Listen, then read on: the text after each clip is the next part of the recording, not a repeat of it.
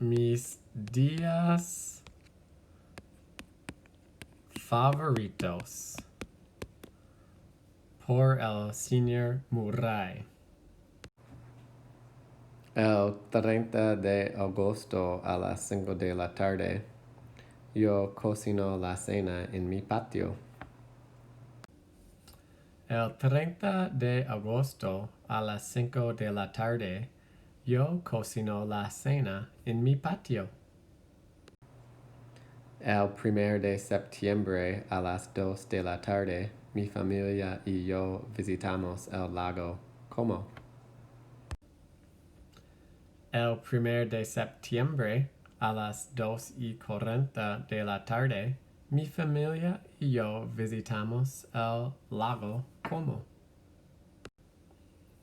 El 17 de marzo a las 3 de la tarde, mis hijos y yo celebramos el Día de San Patricio en el garaje. El 20 de julio a la 1 de la tarde, el chico salta en el lago. El 8 de septiembre a las 7:30 de la mañana, nosotros llevamos la ropa formal a la escuela. El 20 de mayo a las 4 de la tarde, los chicos comen la pizza en la cancha.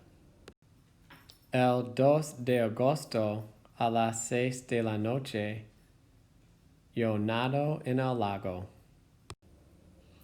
El 3 de marzo a las 11:20 de la mañana, las chicas esquían en el bosque.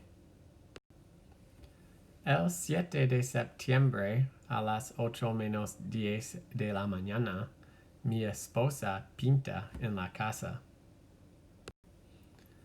El 16 de junio a la 1:15 de la tarde, los chicos cuidan el perrito en el patio.